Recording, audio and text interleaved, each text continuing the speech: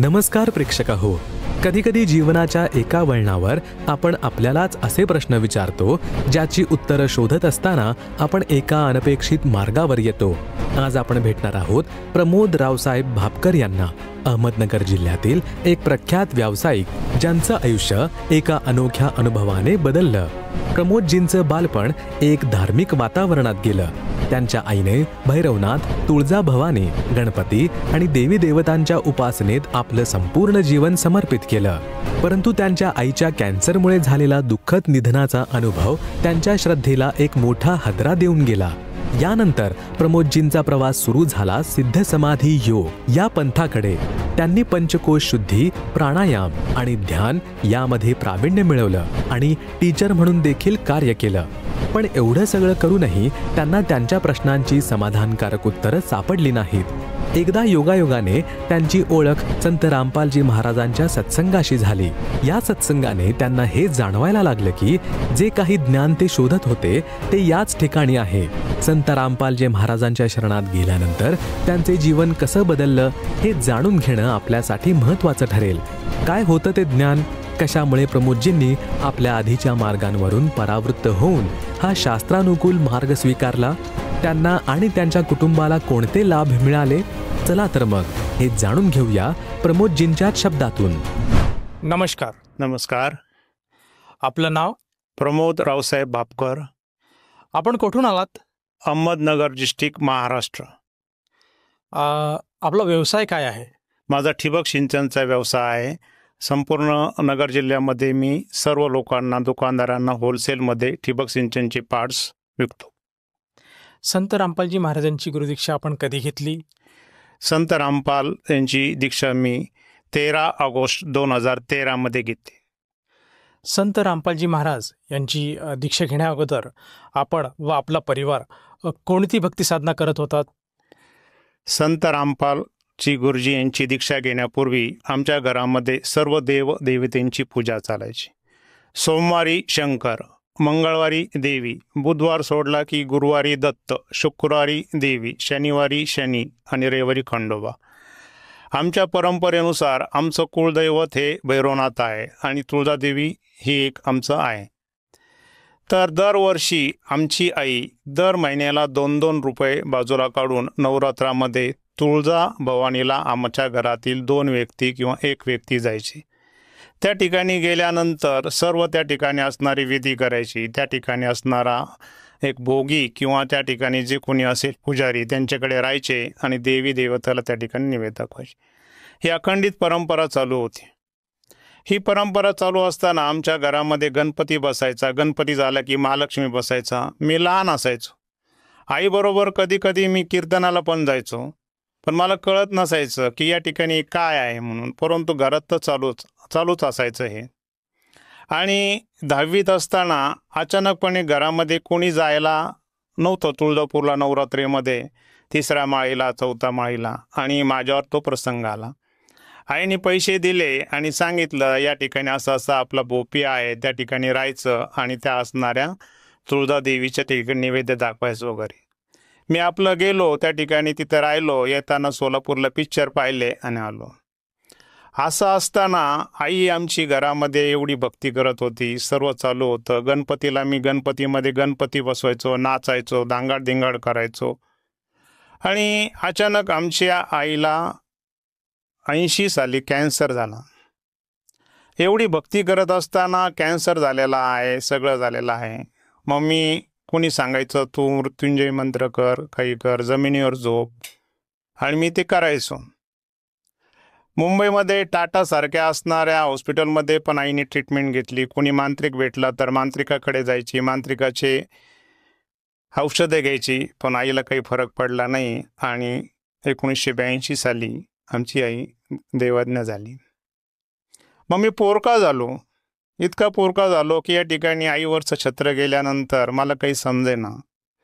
इकडं तिकडं सैराटसारखं मी फिरू राहिलो. 2 महिने मी घरातनं निघून गेलो. बॉम्बेला राहिलो आणि बॉम्बेमधनं परत आलो. आल्यानंतर मला आमच्या मोठ्या भावानी आणि मला पाहिलं नगरमध्ये. ते घरी घेऊन आले आणि घरी आणल्यानंतर मला समजून सांगितलं आणि तिथून पुढे मी पुण्याला बहिणीने माझा सांभाळ केला आणि 12वी ते M.Com.पर्यंत पुण्यामध्ये BMC कॉलेजमधनं मी M.Com झालो. सर, जसं की तुम्ही सांगत आहात की तुमची आई एक बऱ्याचपैकी एक भगत आत्मा होती आणि ती अन्य देवीदेवतांची मनापासून भक्ती करायची, पूर्ण श्रद्धेने त्यांची सेवा करायची. असं असताना ती कॅन्सरसारख्या एका आजाराने ग्रस्त झाली आणि ती एक मरण पावली. आता असं तुम्हाला जेव्हा वाटलं तर तुम्ही भक्तिमार्गापासून वंचित झालात का? या भक्ती मार्गापासून मी पूर्णपणे वंचित झालो. कारण या ठिकाणी आई एवढी पूजा करत असताना, एवढी भक्ती करत असताना आई कमी वयामध्ये आणि सोडून गेलेली. मग आईची एवढी ताकद असताना सुद्धा या ठिकाणी परमात्म्याने तिला जीव वाचवलेला नाही, आम्हालाही पोरकं केलं. मग मी तिथून पुढे माझा जो सांभाळ केला तो बहिणीने केला M.Com.पर्यंत. परंतु मी कोण आहे, कुठून आलो हे काही समजत नसायचं आणि हे समजण्यासाठी मला सारखे प्रयत्न करावे लागायचे. या कीर्तनाला जा, त्या कीर्तनाला जा, पण काही त्याच्यातनं लाभ मिळत नव्हता. सर, ही जे भक्तिसाधना आपल्या आईद्वारे आपल्याला जी मिळाली होती ती भक्तिसाधना तर आपण करतच होतात आणि त्यानंतर आपण कुठल्या पंथाशी किंवा कुठल्या संघटनेशी निगडीत होतात का? त्यानंतर काय झालं की 2001 साली की नगरमध्ये सिद्ध समाधी नावाचा एक कोर्स आला. त्याला आपण SSY म्हणतात. SSY म्हणजे सिद्ध समाधी योग. आणि त्या सिद्ध समाधी योगामध्ये मी जोडलं गेलो. त्या सिद्ध समाधी योगामध्ये मला प्राणायामचं नॉलेज मिळालं. अन्नमय कोश, मनोमय कोश, विज्ञानमय कोश, आनंदमय कोश, ही पंचकोश शुद्धी झाली. आणि या पंचकोश शुद्धीमध्ये मला कळालं की मी कोण आहे, कुठून आलो. हे मी शरीर नाही, माझं शरीर नाही आहे, हे पंचमहाभूताचं शरीर आहे. जल, पृथ्वी, आकाश, वायू, अग्नी. मग शरीर तर पंचमहाभूताचं आहे. मग हा जीव कोणाचा आहे? मग जीव जर आत्मा असेल तर हा परमात्माचा आहे. मग परमात्मा कोण? मग मला त्या ठिकाणी जेव्हा SSY केला त्यावेळेस परमात्माची शोध घेण्याची आवड निर्माण झाली. मग SSYमध्ये असताना मी SSYचा टीचरही झालो. टीचर झाल्यानंतर मी बेंगलोरला ऋषी प्रभाकर यांच्या खाली प्राथमिक टीचर घेतलं. फर्स्ट स्टेज घेतली, सेकंड स्टेज घेतली, थर्ड स्टेज घेतली.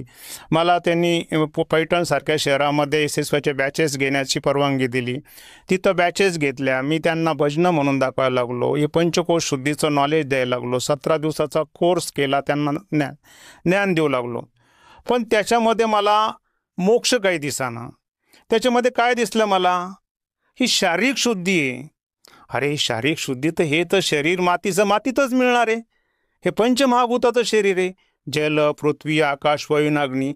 मग आत्मा हा परमात्मा कोण आहे? मी आमच्या SSYच्या असणाऱ्या टीचर लोकांना यांच्याशी विचारायचो की परमात्मा कोण आहे, काय आहे. ते काहीच सांगायचे नाही. प्राणायामच्या नॉलेजमध्ये मला कनिष्ठ, मध्यमा, ज्येष्ठ, मूळ कमळ, नाभी कमळ, हृदय कमळ याचं सर्व नॉलेज आहे. मला वेगवेगळ्या सिद्ध्या प्राप्त होत होत्या. परंतु मला कुठल्याच सिद्धीमध्ये अडकायचं नव्हतं. मला पाहिजे होता परमात्मा. मग मी SSYमध्ये खूप गावोगावी जाऊन प्रचार केला. प्रचार केल्यानंतर त्या ठिकाणी बॅचेसही घेतल्या. माझा व्यवसाय ठिबकचा असताना की मला लहानपणापासूनच आवड होती समाजसेवा करायची आणि त्याच्यात वाहून घेण्याची. मग SSY करताना 2007 साली मला रामद्वार, जळगाव, कबीरपंथी त्या ठिकाणी एक पत्रक मिळालं असं की त्याच्यामध्ये सृष्टी रचना दाखवलेली होती की काय परमात्मा कोण आहे. त्याच्यामध्ये रसातळ, ब्रह्मांड याचं दाखवलं आणि त्या ठिकाणी असणारे एक शिष्य त्यांनी मला रामद्वारला घेऊन गेले. मग रामद्वारला घेऊन गेल्यानंतर मी SSYमधनं माझं अंग काढून घेतलं. आपल्याला त्या ठिकाणी परमात्मा भेटला आणि त्या असणाऱ्या रामद्वाराची जळगावमधली साधना मी करत राहिलो आणि माझ्या पूर्ण कुटुंबाला त्या रामद्वारला जोडलं. मी माझ्याबरोबर पैठणच्या शहरामध्ये असणारे इतर माझे मित्र परिवार यांनाही जोडलं गेलं. रामद्वारमध्ये असणारे चालक त्यांनी ओळखलं की याच्यामध्ये खूप मोठ्या प्रमाणात ताकद आहे आणि याला गुरुपदावर बसवा म्हणून त्यांनी मला सत्संग घ्यायला सांगितले त्या ठिकाणी. आणि मग मी पैठणसारख्या शहरामध्ये रामद्वारचे सत्संग, तिथले शिष्य यायचे त्यांच्याबरोबर सत्संग घ्यायला लागलो. सर, जसं की तुम्ही सांगत आहात की तुम्ही रामद्वार या पंथाशी निगडीत होतात आणि त्या भक्ती साधनातून तुम्ही एक प्रवचन करते सुद्धा झाले होते आणि प्रवर्तक म्हणून तुम्ही ते सत्संग घेत होते आणि लोकांना अनुग्रह देत होते. तर असं असताना तुम्हाला असं का वाटलं की संत रामपालजी महाराजांचं ज्ञान तुम्ही घ्यावा आणि त्यांची शिकवण तुम्ही घ्यावी?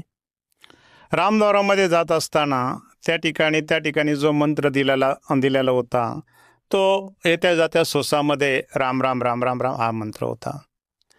तर या ठिकाणी मी अहमदनगरमध्ये राहत असताना त्या ठिकाणी संत रामपाल गुरुजीचे एक शिष्य आमच्या घरी येत होते आणि घरी येत असताना त्या घरामध्ये मोठं एक कॅलेंडर होतं आणि त्या कॅलेंडरवर आपल्या देहाचं चित्र दाखवलं होतं. 10वं द्वार, 11वं द्वार, 12वं द्वार. आणि त्यांच्याशी चर्चा झाली आणि चर्चा झालेली असताना मग ते म्हणायचे तुमच्या पंथामध्ये आणि आमच्यामध्ये बरंच साम्य आहे. कारण रामद्वारामध्ये सर्व कर्मकांड सोडलेलं होतं, कुठल्या प्रकारची देवदेवतांची पूजा करत नव्हतं, काही नव्हतं. मग असं असताना एके दिवशी त्यांच्या गाडीमधनं मी रोज जायचो आणि यायचो आणि संत रामपाल गुरुजींच्या आरत्या लागायची, दुपारची आरती, संध्या आरती. आणि त्या आरतीमध्ये ज्या देवदेवतींचं वर्णन केलं जायचं आणि त्याच्यामध्ये इडा नाडी, पिडा नाडी, सुषुम्ना नाडी याचं वर्णन यायचं आणि ते मला भावलं की ते गदगद व्हायचं अंगामध्ये, शरीरामध्ये, की इडा नाडी, पिडा नाडी, सूर्यनाडी, चंद्रनाडी, शरीरातल्या 72,000 नाड्यांचं मला नॉलेज होतं आणि याच्यामध्ये नक्की परमात्मा असेल असं मला वाटलं. असं असतानाच माझे असणारे सिनियर टीचर SSYचे ते जालन्यामधले या शिष्यांनी सांगितलं, त्यांनी दीक्षा घेतली. अरे बापरे, मी SSYचा टीचर असताना आपल्यापेक्षा सिनियर टीचरनी ही संत रामपाल गुरुजींची दीक्षा घेतली म्हणजे याच्यामध्ये काहीतरी 100% परमात्मा असणार. आणि 3-4 दिवसामध्येच मला योग आला. संत रामपाल गुरुजी यांनी मला शरणागत मिळालं आणि त्यांच्या चरणामध्ये मी 13 ऑगस्ट 2013 साली मला संत रामपाल गुरुजी यांच्याकडने पहिला मंत्र भेटला आणि पहिल्या मंत्रामध्येच मला तिथं मिळाल्यानंतरच संपूर्ण प्राणायामचं आठवण आली की हा प्राणायामपेक्षाही भारी मंत्र आहे, की या शरीरामध्ये असणाऱ्या देवदेवतेंचं मंत्र आहे आणि शरीरामध्ये जे काही मूळ कमळ, नाभी कमळ, हृदय कमळ, कंठकमळ, त्रिकोटी हा मंत्र पाहिल्यानंतर मी इतकं भावलो की मला त्याच्याशिवाय काही सुचतच नव्हतं. आणि बरवाल्याहून मंत्र घेतल्यानंतर गाडीमध्ये तिकडनं येताना आमचा सतत तोच मंत्र चालायचा. सर, संत रामपालजी महाराजांकडनं आपण नामदीक्षा घेतल्यानंतर आपल्याला व आपल्या परिवाराला काय काय लाभ प्राप्त झाले? मी संत रामपाल गुरुजी महाराजांची दीक्षा घ्यायला गेलो त्याच दिवशी रामद्वारचा माणूस आमच्या घरी येऊन बसला आणि त्या शिष्याने, रामद्वारमधील असणाऱ्या शिष्याने घरच्यांना भ्रमित केलं. तिकडनं आल्यानंतर 1 महिनाभर घरामध्ये माझी भक्ती चालायची. मी संत रामपाल गुरुजींची भक्ती चालू ठेवली, मंत्र चालू ठेवला. आणि ज्यावेळी मी संत रामपाल गुरुजींना भेटायला गेलो त्यावेळेस मी संत रामपाल गुरुजींना सांगितलं आहे की माझी रामद्वारची साधना चालू होती आणि मी इकडे आलेलो आहे, परंतु माझी मिसेस काही येत नाही. तर गुरुजी म्हणाले, बेटा तू भक्ती चालू ठेव, ते 100% येतील. आणि 1 महिन्यामध्ये असा चमत्कार झाला की आपल्या शिष्याच्या घरी सत्संग चालू होता आणि शिष्यांच्या घरी मी माझ्या मिसेसला आणि 2 मुलींना घेऊन गेलो. आणि त्या ठिकाणी ती म्हणली मला उद्याच मंत्र घ्यायला जायचा. परमात्माची शक्ती पाहून मला इतका आनंद झाला. मी एकटा जोडलो, आता माझे 3ही चाकं, माझ्या 2 मुली आणि मिसेस याच्यामध्ये जोडल्या जातील. दुसऱ्या दिवशी त्यांनाही बरवाल्याला पाठवलं. मी पण गेलो आणि त्यांनी दीक्षा घेतली आणि आम्ही 4घंही एकरूप झालो. आणि त्याच्यामध्ये त्या असणाऱ्या संत रामपाल गुरुजी यांचा मंत्र 4घांचे आमच्या घरामध्ये एक झाला आणि एकनिष्ठाने आमच्या घरामध्ये भक्ती चालू राहील. सर, जसं तुम्ही सांगत आहात की तुम्ही मनोभावी संत रामपालजी महाराजांना पुकार केली की माझी पत्नी आणि माझी मुलं या भक्ती साधनेपासून वंचित नको राहायला आणि परमात्माने तुमची जी काही तुमची जी मागणी होती ती पूर्ण केली आणि तुमचा परिवार आज संत रामपालजी महाराजांची भक्ती करतात. तर या भक्तीपोटी किंवा या भक्तीपासून आपणाला आणखीन काही लाभ प्राप्त झालेत का? या भक्तीमधनं मला एवढे लाभ प्राप्त झाले की किती सांगितले तर ते म्हणजे दिवस रात्र पुरणार नाही. पहिला लाभ म्हणजे की पूर्ण घर एकरूप झालो. हा एक महत्त्वाचा लाभ असा आहे. दुसरा लाभ असा आहे की आज माझी एक मुलगी CA फायनलला आहे, दुसरी MScला आहे आणि कॉलेजमधल्या मुलं मुली हे सत्संग, हे मंत्र घेणं हे ॲक्सेप्ट करत नाही. परंतु माझ्या दोन्हीही मुली हे ज्ञानाने जोडल्या गेल्या. या ज्ञानाने असं जोडल्या गेल्या की माझी मुलगी SP कॉलेजमध्ये असताना एस्कॉनचे लोक तिच्याकडे आले आणि एस्कॉनचे लोक आल्यानंतर तिला समजून सांगायला लागले. तर माझ्या मुलीने 2-3 प्रश्न विचारले एस्कॉनच्या लोकांना की गीतेच्या अध्यायामध्ये ओम तत् सत सांगितले, त्याचे अर्थ सांगा.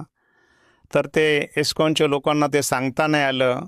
मी परमात्म्याला म्हटलं, जिंकलो मी. माझ्या मुली आज अर्धा तास ती SP कॉलेजमध्ये त्या लोकांशी चर्चा करत होती आणि संपूर्ण कॉलेजमधले आजूबाजूचे लोक पाहत होते ही मुलगी काय बोलते. म्हणजे सांगण्याचा उद्देश असा की एकरूप होणं आणि ज्ञानाने जोडणं जाणं हे महत्त्वाचं असतं.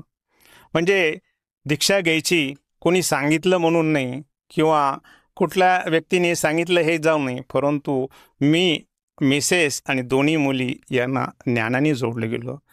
गीता काय सांगते, कुराण काय सांगतं, बायबल काय सांगतं, अष्टशास्त्र पुराण काय सांगतं, या सर्व सत्संगाचा उलगडा हळूहळू पुढे आम्हाला सगळ्यांनाच होत गेला. सर, जसं तुम्ही सांगत आहात की संत रामपालजी महाराजांच्या सान्निध्यात किंवा त्यांच्यापासून भक्ती साधना घेतल्यानंतर आपण आपला परिवार एकरूप झाले आणि सद्भक्तीला लागले. परंतु असं असताना या भक्ती साधनेतनं आपल्याला कुठल्या प्रकारचा शारीरिक, मानसिक किंवा आर्थिक काही लाभ प्राप्त झाला का? हो, पहिला लाभ असा आहे की मी ज्यावेळी 2017 साली बरवाल्याला चाललेलो होतो, त्यावेळेस ट्रेनमधून आम्ही चाललेलो होतो आणि जळगाव या ठिकाणी थोड्या वेळ ट्रेन थांबली आणि मी खाली पाणी पिण्यासाठी आणि तोंड धुण्यासाठी उतरलो. तोंडावरून पाणी फिरवलं आणि तेवढ्यात ती ट्रेन चालू झाली आणि त्या ट्रेनला चालत्या ट्रेनला पकडण्यासाठी मध्ये मी रॉडला पकडलं, पण त्या ट्रेनने थोडा वेग घेतला. माझं शरीर पूर्णपणे अर्ध खाली गेलेलं होतं आणि मला दिसत होता की मी आता ट्रेन खाली दिसणार. तेवढ्या संत रामपाल गुरुजींचं मला दर्शन झालं आणि बेटा डर मत मैं तेरे साथ हूँ असा त्यांनी मला आवाज दिला आणि आतमध्ये एका असणाऱ्या व्यक्तीने ट्रेन खेचली आणि प्लॅटफॉर्म संपला. त्या ठिकाणी गाडी थांबली. मी अलगद शरीर खाली सोडलं. त्या दरम्यान मी ट्रेनमध्ये चढलेलं दिसलो नाही म्हणून आमच्या घरातील त्या ठिकाणी असणारे साधक, शिष्य लोक सगळे बेचैन झाले होते आणि एक भेळीवाला दिसला आणि त्या भेळीवाल्याला विचारलं की हा व्यक्ती तुम्ही पाहिला का? त्या भेळीवाल्याने उत्तर दिलं की बच गए वो, परमात्मा ने उनको बचाया है, वो पीछे के डब्बे में बैठे हूँ. त्यावेळी साक्षात परमात्माने मला दर्शन दिलं आणि सांगितलं की तुझ्यामध्ये खूप शक्ती आहे, तुला खूप शक्ती प्रदान करतो. आणि त्या दिवसापासून माझ्यामध्ये खूप मोठ्या प्रमाणात शक्ती प्राप्त झाली, परिवर्तन पण झालं. हा मला सर्वात मोठा लाभ झाला.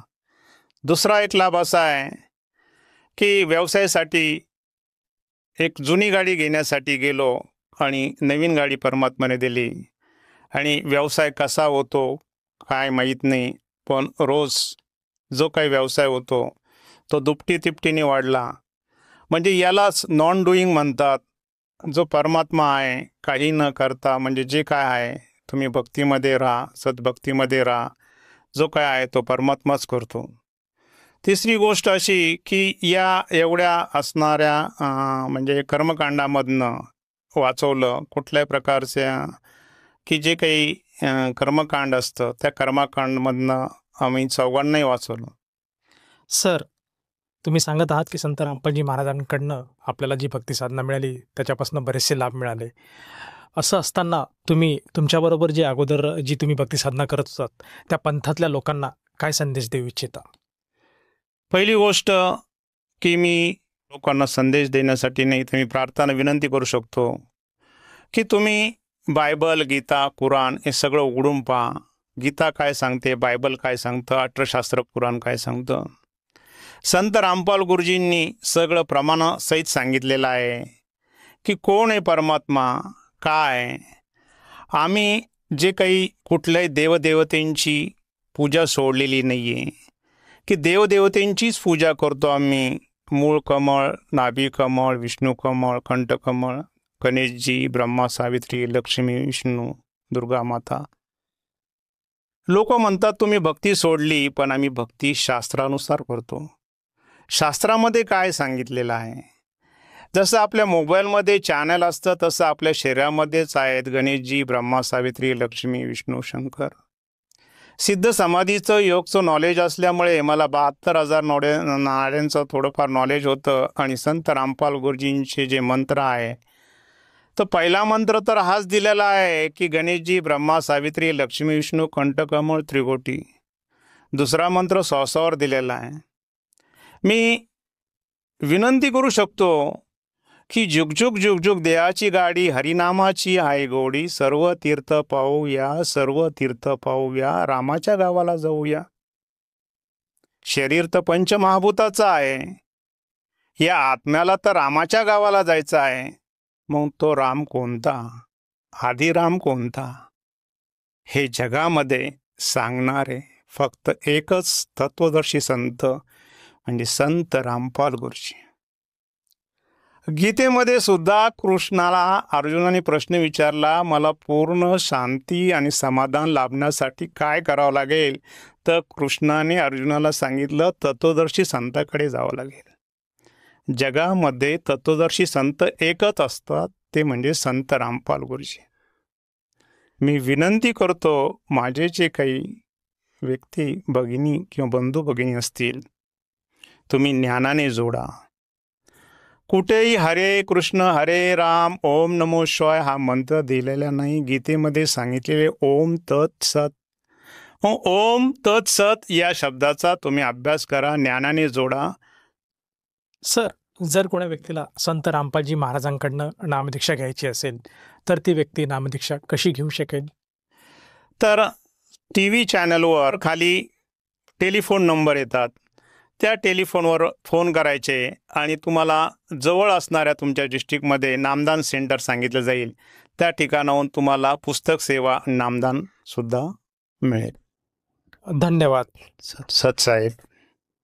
संपूर्ण विश्वामध्ये 500 पेक्षा जास्त नामदीक्षा केंद्र आहेत जिथे निशुल्क नामदीक्षा दिली जाते. निशुल्क नामदीक्षा प्राप्त करण्यासाठी आणि अधिक माहितीसाठी संपर्क करा 7030303951 7030303952. अद्वितीय आध्यात्मिक ज्ञान वाचण्यासाठी, पाहण्यासाठी आणि ऐकण्यासाठी संत रामपालजी महाराज ॲप अवश्य डाउनलोड करा किंवा आमची वेबसाईट www.jagatgururampalji.org वर विजिट करा. आम्हाला सोशल मीडियावर फॉलो करा. सर्व पवित्र धर्मांच्या पवित्र शास्त्रांवर आधारित प्रमाणित अनमोल पुस्तक ज्ञानगंगा किंवा जगण्याचा मार्ग यापैकी कोणतेही एक पुस्तक निशुल्क मागवण्यासाठी आपण आम्हाला आपले पूर्ण नाव, पूर्ण पत्ता, पिनकोड आणि फोन नंबर सह लिहून 7030303951 किंवा 7030303952 या नंबरवर SMS करू शकता किंवा 7030303950 या नंबरवर व्हॉट्सअप देखील करू शकता.